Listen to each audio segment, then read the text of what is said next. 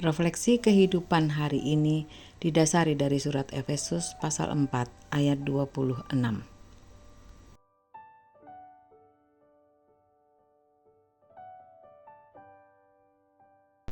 Setiap manusia pasti pernah merasakan marah.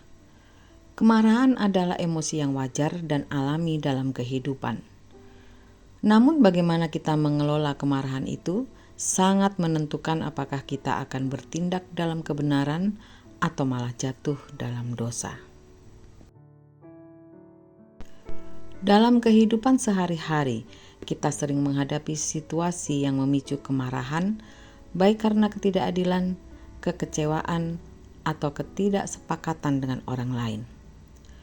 Rasul Paulus dalam Efesus pasal 4 ayat 26 memberikan panduan penting mengenai bagaimana orang percaya seharusnya menyikapi kemarahan mereka. Efesus pasal 4 ayat 26 mengatakan, "Apabila kamu menjadi marah, janganlah kamu berbuat dosa. Janganlah matahari terbenam sebelum padam amarahmu."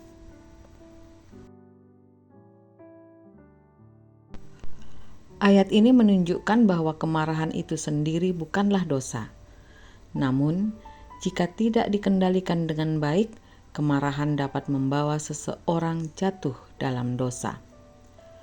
Paulus mengingatkan bahwa kemarahan tidak boleh dibiarkan berlarut-larut hingga menyebabkan dendam atau kebencian. Prinsip janganlah matahari terbenam sebelum padam amarahmu menekankan pentingnya menyelesaikan konflik secepat mungkin dan tidak membiarkan kemarahan bertumbuh menjadi kepahitan. Sebagai orang percaya, kita diajak untuk mengendalikan emosi dengan hikmat dari Tuhan. Kemarahan yang dikelola dengan benar dapat menjadi sarana untuk menyatakan kebenaran. Tetapi jika dibiarkan menguasai hati, kemarahan dapat merusak hubungan dengan sesama dan menghalangi pertumbuhan rohani kita. Berikut adalah pertanyaan refleksi untuk kita, bagaimana kita merenungkan ayat ini dan menerapkan dalam kehidupan kita sehari-hari. Apa yang biasanya membuat saya marah? Bagaimana saya merespons kemarahan tersebut?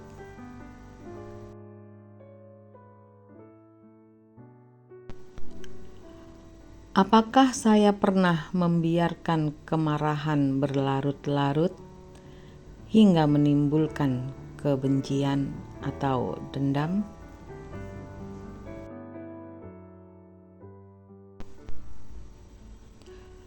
Bagaimana saya dapat mengelola kemarahan dengan cara yang benar sesuai dengan firman Tuhan?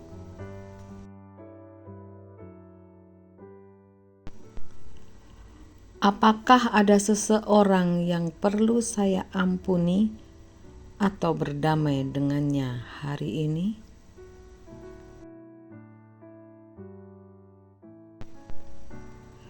Bagaimana saya dapat meminta pertolongan Tuhan untuk mengendalikan emosi saya agar tidak jatuh dalam dosa?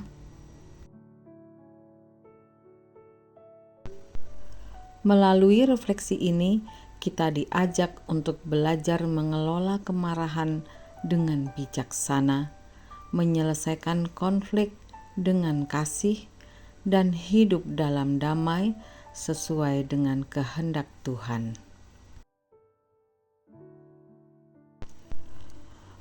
Marilah kita berdoa memohon kekuatan dari Tuhan agar kita dimampukan untuk melakukan firman-Nya. Amin.